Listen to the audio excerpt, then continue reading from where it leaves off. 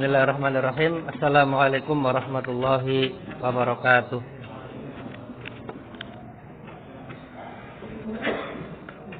Alhamdulillahirabbil alamin. Wa bihi nasta'inu ala umuri dunya waddin. Wassalatu wassalamu ala asyrafil anbiya'i wal mursalin wa ala alihi wa ashabihi ajma'in, amma ba'du. Alhamdulillah atas limpahan rahmat dan hidayah dari Allah Subhanahu wa taala semata, sehingga bisa kita lanjutkan kursus kita, kajian kita ya, kelas ilmu waris. Dan sekarang kita menginjak pada pertemuan yang kedua. Kula nuwun sewu nggih, lagi meriang dadi kula nggih jaket. Nggih. Nah, langsung panjenengan buka talkhis ini halaman yang kedua sebelah kiri. Kaifa kana nizamul mirasi fil jahiliyah. Bagaimana sih sistem waris-mewaris dulu sebelum datangnya Islam pada masa jahiliyah? Maka tujuannya apa? Mengetahui ini agar kita tahu keadilan Islam. Islam itu adil, Islam itu rahmatan lil alamin. Wa ma arsalnaka illa rahmatan lil alamin, dan tidaklah kami utus engkau wahai Muhammad sallallahu alaihi wasallam kecuali sebagai rahmat untuk seluruh semesta alam. Berarti pembagian menurut syariat Islam itu rahmat, itu adil. Dan adil tidak harus sama. Nah, kita bandingkan bagaimana orang-orang jahiliyah sebelum datangnya Islam, mereka itu bagaimana cara mereka membagi waris. Ya. Yang pertama, poin Hamzah, muta'alliqun bil kibari minal qorobah, berkaitan dengan orang yang paling senior atau orang-orang yang senior dari para kerabat. Jadi, orang yang paling senior bisa jadi mengambil harta seluruhnya di PKB.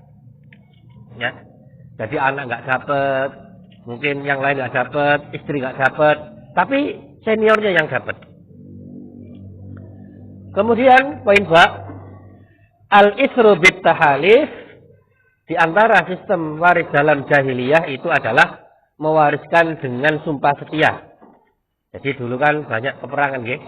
Bisa jadi kabilah A bolone kabilah B, kabilah C bolone kabilah B. Nah, mereka saling sumpah setia, nek awakmu diserang tak ewangi. Ya. Nek aku diserang aku ewang ngono gitu ya.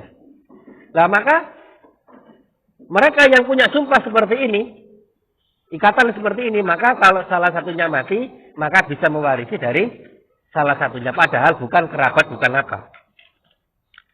Kemudian di antara sistem warisan dalam jahiliyah itu adalah al-irsu bit tabanni.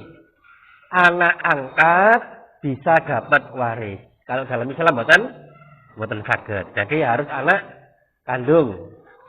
Anak kandung yang mendapatkan waris. Poin sa, al-mar'atu la tarisu syai'an bal hiya minat tirkah allati turasu. Para wanita yang wadon niku itu gak oleh belas. Namun nggih campur bahasa Inggris nggih. Gak oleh gak dapat bagian sama sekali. Bahkan para perempuan di zaman jahiliyah mereka adalah barang warisan. Nah, jadi misalkan ada orang yang punya istri sekian, kemudian mati, istrinya diwarisi oleh kerabatnya. Jadi gak dikembalikan kepada orang tua, gak diserahkan pada wanita wis karepmu mau menjanda atau golek lanang meneh, gak seperti itu. Tapi diambil oleh kerabatnya yang mati tadi. Jadi orang jahiliyah itu wanita dijadikan barang warisan. Nah, ya. Ya jadi kalau bapaknya punya budak wanita, nah, kan dikumpuli. Nanti begitu bapaknya mati diwarisi anak, dikumpuli anak. Nah, itu adalah penyimpangan yang sangat besar pada zaman jahiliyah. Adapun dalam Islam itu sistemnya sangat adil, para wanita dimuliakan. Kata siapa? Islam nggak adil. Lah wong wanita itu kalau dapat jatah waris njupuk disi. Wanita itu njupuk disi. Adapun sisanya bisa jadi diberikan kepada laki-laki. Nah, dan wanita dalam Islam tidak mempunyai kewajiban memberi nafkah. Jadi misalkan ada suami istri, ya, suaminya bekerja, istrinya punya toko misalkan, maka pertanyaannya sing bayar listrik sapa, sing bayar sekolah sapa, sing bayar kebutuhan pokok sapa, bayar sekolah siapa? Yang suami. Wanita meskipun punya toko besar, katakanlah penghasilannya 100 juta omsetnya setiap hari, nggak wajib menafkahi. Jadi wajar kalau dibandingkan laki-laki, rata-rata itu lebih sedikit punya ke wanita. Nah.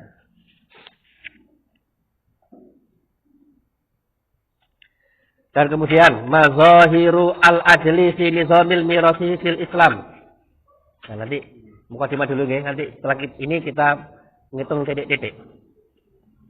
Aspek-aspek keadilan dalam aturan pewarisan dalam Islam. Yang pertama bin nisbah li sahibil mal atau al-muwaris. Al-muwaris kemarin apa namanya? Kemarin al-muwaris itu siapa? Mayit. Al-muwaris adalah orang yang mewariskan. Maka begitu dia meninggal, maka dia menjadi al-muwaris, orang yang mewariskan hartanya. Di dalam Islam, al-muwaris, orang yang mewariskan itu diberi kelonggaran untuk menyedekahkan, untuk mewasiatkan sepertiga hartanya. Nah, jadi Islam itu sangat memperhatikan kerabat, anak-anak dan lain sebagainya. Kalau al-muwaris mau mati, maka dia diberi kesempatan untuk menyedekahkan sepertiga dari harta waris. Ini wasiat, maksudnya wasiat harta. Contohnya gimana? Nek aku mati, duitku sumbang nang pondok sekian. Maksimal berapa? Sepertiga dari total harta waris. Tidak boleh setengah, apalagi seluruhnya. Karena sahabat Abu Sa'id Al-Khudri, ketika beliau dalam keadaan sakit, bertanya pada Rasulullah, wahai Rasulullah, boleh tidak tak sedekahkan, tak wasiatkan hartaku 2/3? Kata Rasulullah, tidak boleh. Ya, jangan. Setengah, wahai Rasulullah, jangan. Sepertiga, wahai Rasulullah. Oh, nggih. Ya beri ke mana? Kula gak usah. Nang papan kok. Oh nggih, siap. Oh nggih. Soto di mau? Nah, nggih. Sepertiga wahai Rasulullah, as-sulus was-sulus kasir, sepertiga boleh, tapi wis sudah banyak. Ya. Jadi kan kalau orang mau sedekah itu sajane kan gak ngenteni mati. Nek sehat walafiat, sedekah gitu. Gak usah ngenteni mati. Nah itu aja mati baru mau sedekah, gak bisa. Dibatasi sepertiga harta waris. Dan ini sudah banyak. Maka kalau bisa nggak sepertiga tapi lebih kecil daripada sepertiga, 1/4 atau 1/5. Maksimalnya sepertiga. Dan ini bentuk rahmat Islam kepada keluarganya mayit. Kalau orang-orang kafir nggak ada seperti ini. Ada orang kafir hartanya banyak, anaknya dablek-dablek, beling-beling. Akhirnya dia berwasiat karena mangkel ambil anaknya. Harta ini semuanya saya masukkan panti asuhan, misalkan. Nyumbang sih baik-baik saja, tapi anak-anaknya juga diberikan. Bahkan ada orang, ya katanya, hartanya sangat banyak, keluarga yang dablek-dablek, beling-beling, akhirnya diwariskan seluruhnya kepada anjingnya. Atau hewan peliharaannya. Nah, pakai akta notaris apa nggak tahu ya. Nah, jadi peliharaannya itu menjadi kaya. Semasa hidup dia kesekian, keluarganya nggak ada yang ngurus, yang nemani anjingnya atau binatang peliharaannya yang lainnya. Begitu mati dia tulis pakai pengacara apa, seluruh harta saya, istana saya ini untuk peliharaan saya. Nah, ini nggak boleh dalam Islam. Okay? Nomor 2, Allah lam yaj'al mirasa khassan bil aqarib faqat bal adkhala az-zawjata wal maula wal mu'ti wal furu' wal khawaji. Di antara aspek keadilan Islam, Allah Subhanahu wa taala tidak menjadikan harta waris itu cuma diwarisi kerabat saja, enggak. Tapi yang dapat waris itu termasuk istri, suami. Suami dan istri termasuk kerabat, tahu mboten? Suami dan istri mboten, nggih. Tapi istri meskipun bukan kerabat dapat. Suami dapat. Wal maula al mu'tiq, dan orang yang membebaskan dari perbudakan. Tapi sekarang perbudakan tidak ada, nih. Kalau ada, maka orang yang membebaskan bisa menerima waris satu arah saja. Jadi misalkan Aisyah pernah membebaskan seorang wanita namanya Barirah. Kalau seumpama Barirah cantik kaya, kemudian nggak punya ahli waris, meninggal, hartanya diwarisi oleh Aisyah. Tapi kalau Aisyah meninggal, hartanya nggak diwarisi oleh Barirah.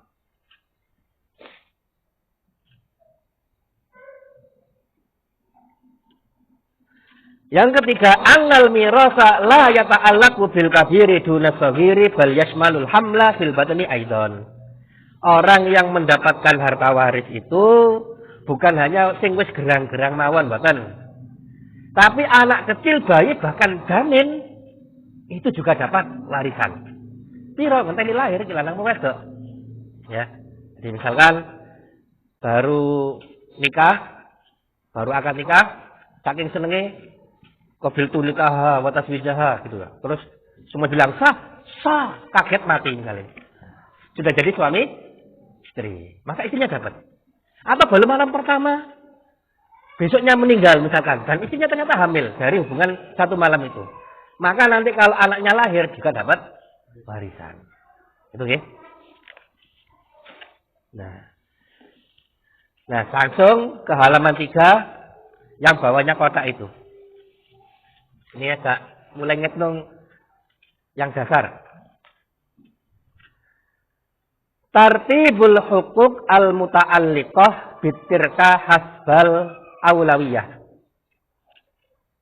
Hak-hak yang berkaitan dengan harta warisan berdasarkan prioritas. Jadi sebelum dibagi waris itu ada haknya harta. Haknya mayit harus apa dulu? Nggak langsung dibagi waris, tapi ada urutannya. Jadi pertama, harta yang dibagi itu adalah hartanya mayit. Nggak boleh harta bapaknya, harta bibiknya, harta istrinya, enggak. Harta mayit saja. Misalkan mayit meninggalkan rumah. Kemudian tanah, kemudian investasi, sekian persen, 10%, ya, di perusahaan X, misalkan. Lah maka semua harta kekayaan milik mayit itu dikumpulkan dulu, sebelum dibagi waris, di total dulu, nggak langsung ambil, mati langsung diambil, mati enggak. Tapi diketahui dulu berapa sih harta mayit. Ya. Misalkan rumah ditaksir, misalkan rumahnya harganya 100 juta. Tanahnya 50 juta misalkan. Kemudian nilai investasi dia, saham dia di perusahaan syar'i misalkan itu 10% misalkan. Kemudian nilai perusahaannya 1 triliun misalkan. Berarti pinten niku 10% nih? Dalam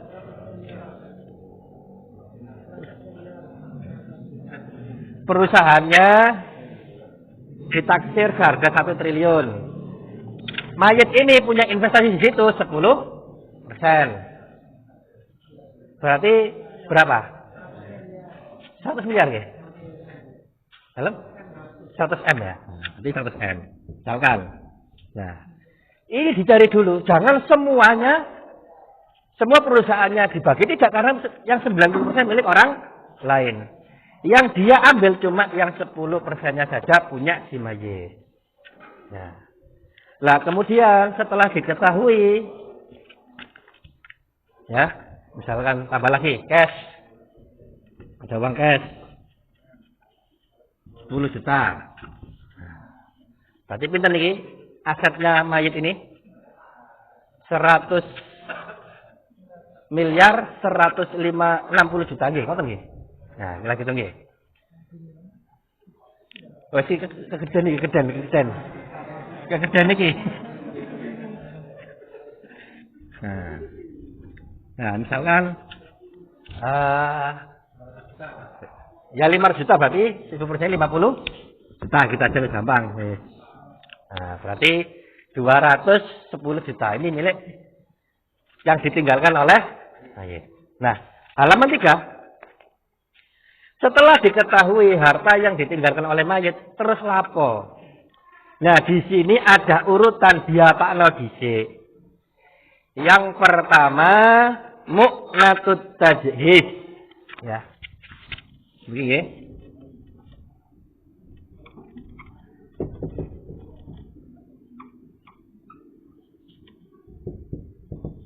Artinya ongkos perawatan jenazah. Niki Pak Basir sing ngapal niki. Nggih. Nah, kalau kain kafan niku pinten sabune sak niku pinten? 650. Ambulane misalkan diantar ke Jakarta berapa? Nah, 3 juta. Oke nggih. Nah, pokoknya semuanya yang berkaitan dengan pengurusan jenazah itu diambilkan dari hartanya mayit. Di sini disebutkan al-kafan wa adawatut taksil, kafan dan alat-alat mencuci. Ujratul mugsil, upah orang yang memberikan kalau ada. Biasanya kalau di tempat kita ikhlas lillahi ta'ala. Kemudian idza tiga linaklihi, kalau butuh dipindah.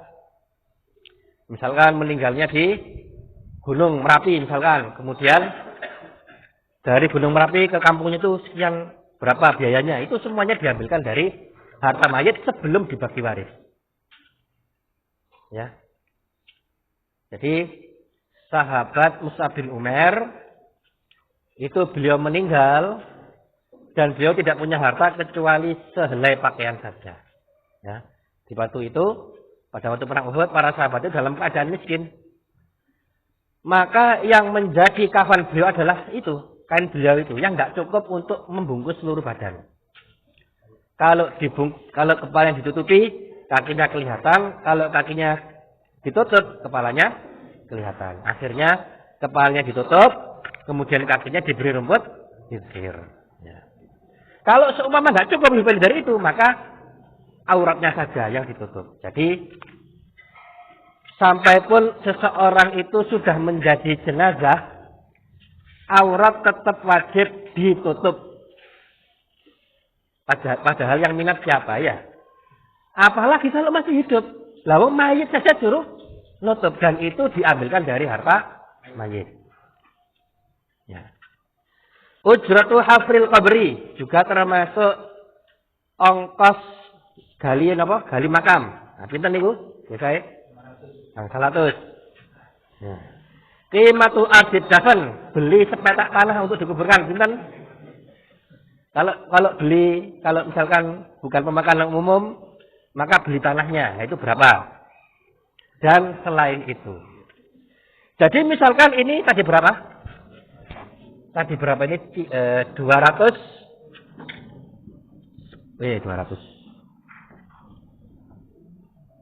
210 juta. Ini nggak langsung dibagi waris. Katakanlah ongkos perawatan jenazah ini katakanlah 10 juta. Berarti tinggal berapa? 200 juta. Yang nanti dibagikan untuk ahli waris. Tapi sampai sini dereng mantun. Masih ada tahap yang kedua. Yaitu sebelah kirinya. Al-haqqu al-muta'alliqu bijuz'in mu'ayyanin minat tirka mislur rahan. Hak yang berkaitan dengan sebagian bagian tertentu dari harta yang ditinggalkan. Seperti barang gadai. Ya. Ketiga, bawa nggih sampean ya, Mbak. Hak yang berkaitan dengan harta yang ditinggalkan. Seperti gadai. Jadi misalkan mayit ini punya laptop Laptop harganya pinten?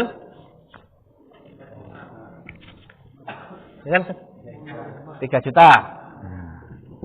Nantinya 3 juta. Digadaikan ke pegadaian. Ke pegadaian. Dari pegadaian dapat uang berapa? 2 juta apa 500.000? 2 juta. Ya. Maka ini selesaikan dulu. Kembalikan 2 jutanya. Tapi pegadaian yang syar'i ya. Nggak boleh yang berasas ini bang ya. 2 jutanya kembalikan dulu. Kemudian artinya diambil. Berarti nambah berapa di sini uangnya? Nambah 1 juta, gitu ya. Misalkan saja. Berarti 201 juta. Misalkan saja, ngoten. Nah, ditambah itu ya. Yang ketiga, adain al-mursalah utang. Ya. Yaitu utang. Kalau mayit punya utang, maka dari peninggalan mayit ini digunakan untuk nyaur utang. Bisa nggak boleh dibagi waris dahulu. Kalau utangnya 10 juta, bisa.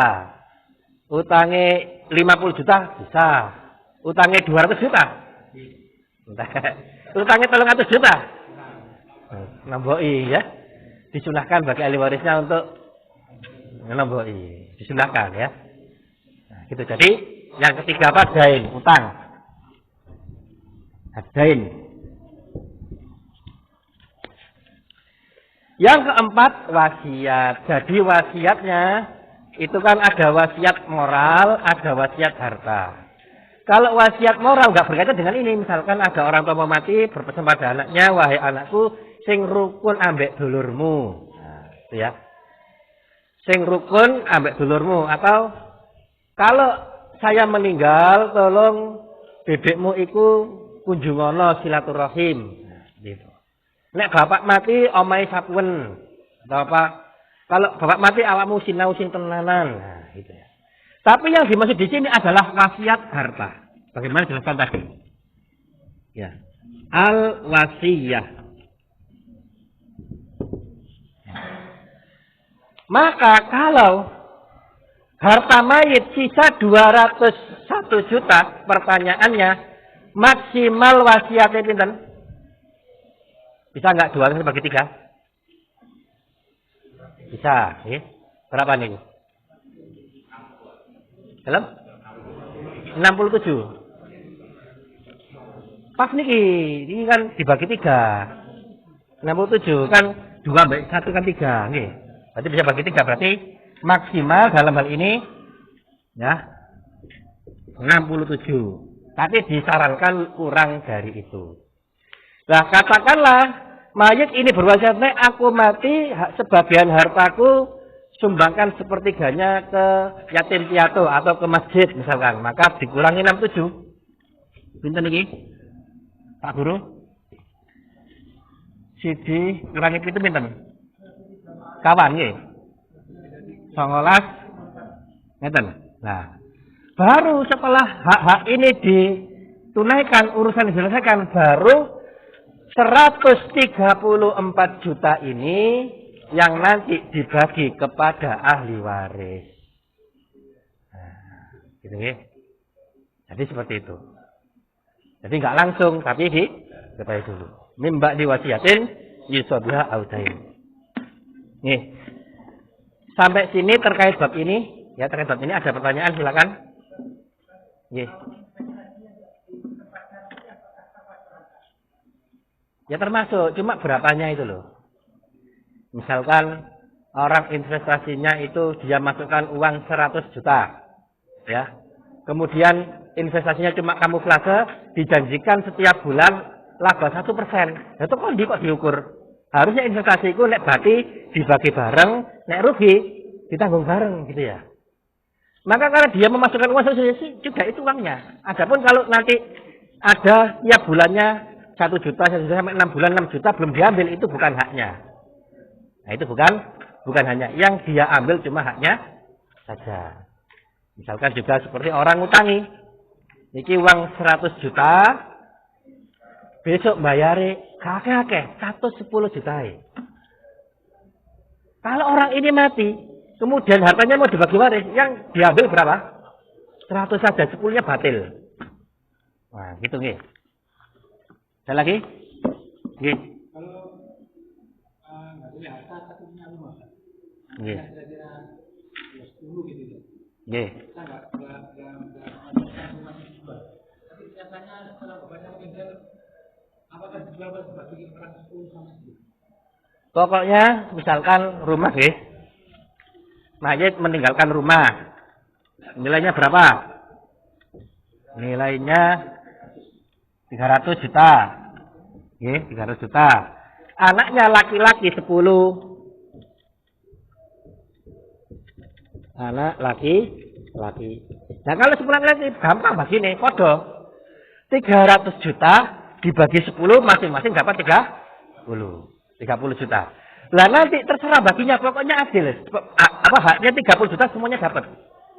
Entah dijual dulu atau salah satu membeli. Wis tak tukune engko kamu tak 30 juta dang, arek songo. Ngoten nggih? Hah? Oh, katanya anak itu. Berarti kalau ada istri berarti istrinya dapat berapa? 1/8. Berarti istri dapat 1/8, anak dapat sisa. Ya, dapat sisa. Sisanya dibagi 10 orang. Nah, nanti ketemu berapa? Terserah. Mau dibeli istrinya, salah satunya terserah. Silakan musyawarah. Pokoknya nggak boleh ngambil lebih dari kadar jatah yang dia peroleh. Sesuai syariat Islam. Kalau ngerti. Kalau biasanya kawan-kawan itu melaksanakan gitu wangel. Isok senjata barang. Nah. Bahkan kemarin itu ya, satu keluarga dibunuh, dimasukkan sapi tank gara-gara apa? Kebutuhan waris. Mengerikan ya. Nah, kemarin ada kawan saya itu gitu. Kawan saya itu kasihan, dia itu rumahnya itu diminta oleh saudara-saudara yang lain, diminta, disuruh jual, padahal rumahnya dia di situ. Ya. Nah, akhirnya dia tanya, ya yang penting saya itu kan juga mendapatkan hak waris dari rumah ini. Minimal kita melaksanakan ilmu waris ini, biasanya kita nggak mengambil lebih dari hak kita. Nah, misalkan dibagi, ada orang, wes tak bagiin aku sih bagi. Aku dewe gak wani, wongnya keker, mau bedil misalnya. Awakmu pakai 50 juta, awakmu sekian. Ternyata kalau yang kita terima lebih dari jatah kita kembalikan pada yang lain yang kurang. Tapi kalau kita dapat kurang, ya sabar. Kita sedang dizolimi. Nah, ngerti nggih? Kita dizolimi. Nggih.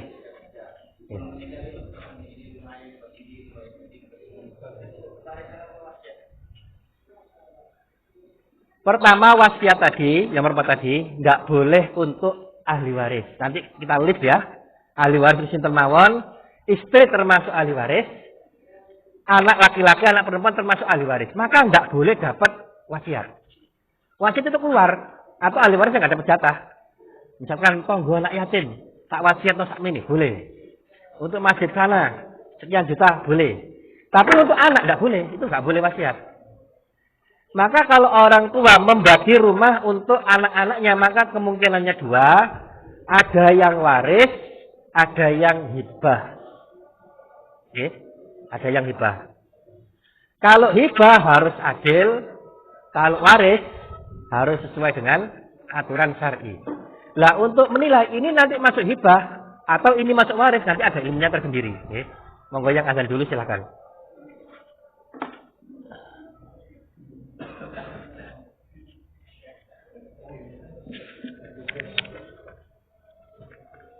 Minta niki nggih. Lah mriki P02 niki.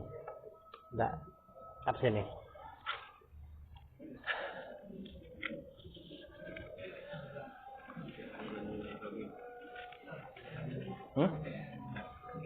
Oke. PR-nya silakan dikumpulkan. Nanti tak kasih PR baru. PR1 dikumpulkan, PR2 nanti tak bagikan sebelum pulang.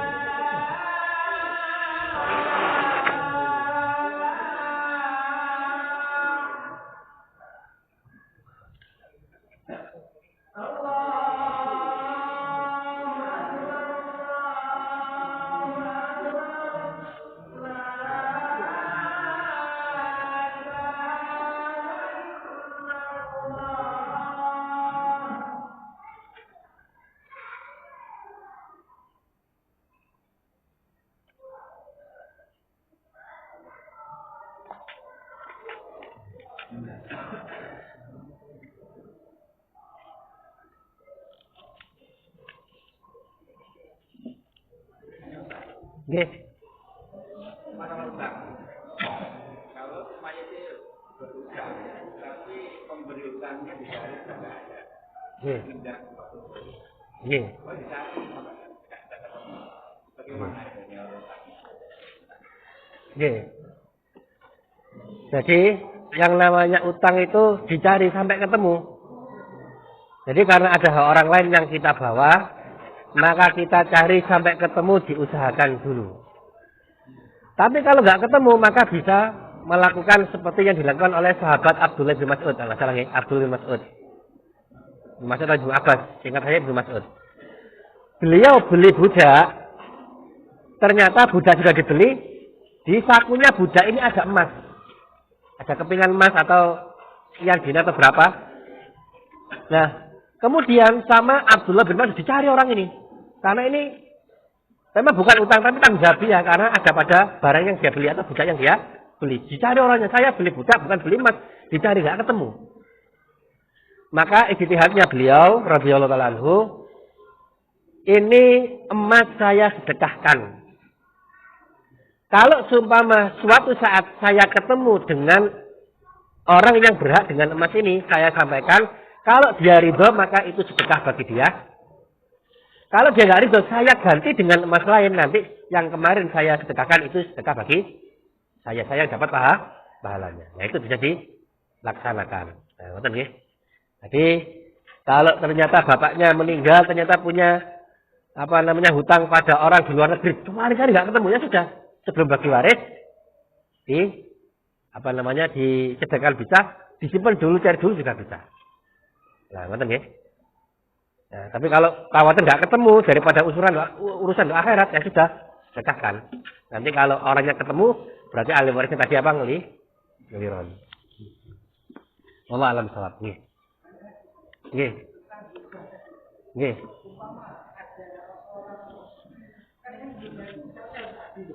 Nggih.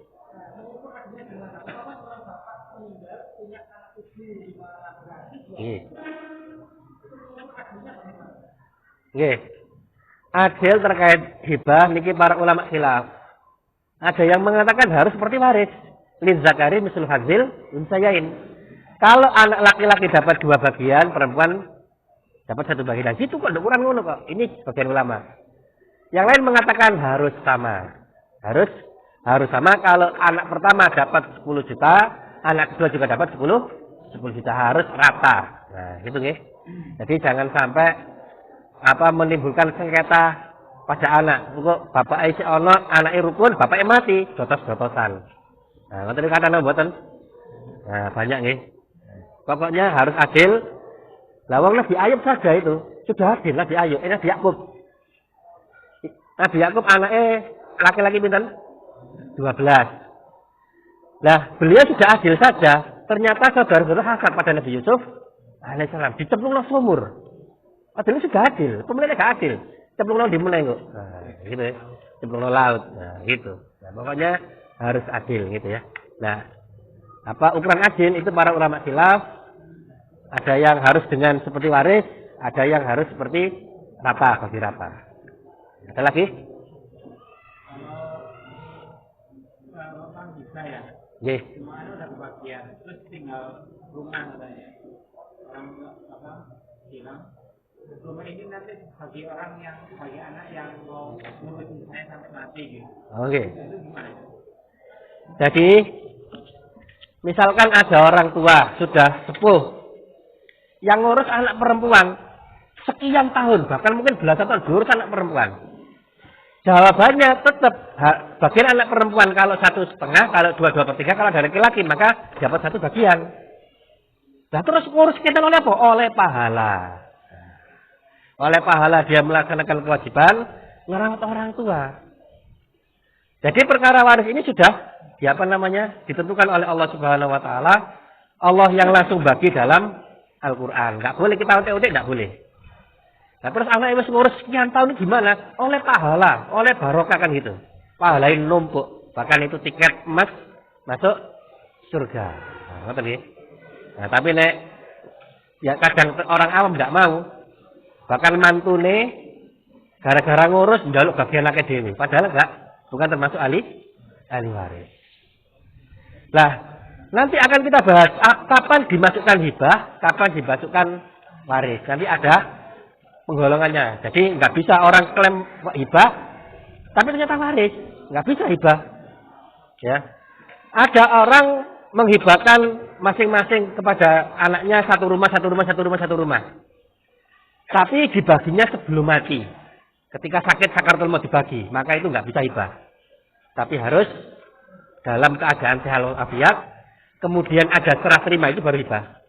Bapak sehat, bisa kerja, bisa nyambut gawe, bisa golek duit maneh, tak kei kabeh anakku. Sertifikate tak kekno kabeh wis cul, itu hibah. Tapi omah iki nek bapak mati PN, ini nggak bisa, bukan hibah ini. Ini apa? Waris. Harus ikut aturan waris. Nek mau hibah sekarang ketika sehat walafiat. Untuk Malik?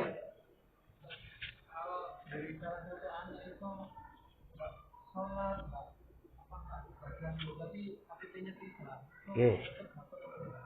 Wah, ini hubungannya dengan masalah takfir ini ya. Takfir. Nanti kalau orang itu dikafirkannya sudah nggak disolati, nggak dapat. Kalau dihukumi kafir. Nanti kan ada persen para ulama ya. Kalau saya bin Bas nggak sholat satu saja, nggak sholat zuhur sekali saja kafir. Kalau saya bin Bas rahimahullah taala. Yang lain, orang lain nggak. Kalau orang itu sholatnya bolong, tapi saya sholat.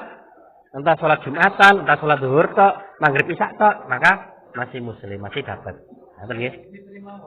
Kalau nggak tahu itu nanti hubungannya masa dengan takfir. Kalau dia muslim dapat warisan, kalau bukan muslim nggak dapat warisan. Jadi waris itu muslim dengan muslim dengan kafir tidak bisa. Nah, ya? Nanti itu hubungannya dengan masalah takfir, pengkafiran. Nah, kalau seumpama terpaksa ya sudah bisa diakali dengan wasiat. Misalkan orang tuanya kafir, anaknya muslim. Maka anak muslim ini nggak bisa dapat waris dari orang tuanya, tapi bisa jaluk. Bisa, boleh. Tapi statusnya bukan waris, berarti dia nggak berhak menuntut, tapi cuma request. Nah, gitu ya. Wallahu a'lam bishawab. Ada lagi, ampun ya. Agak meriang, ampunan. Ya, ini tak bagi evaluasi yang baru. Jadi setiap evaluasi insya Allah ada tugas baru ya. Yang kemarin saya kumpulkan, yang baru jenengan bawa pulang. Saya tolong bantu ya.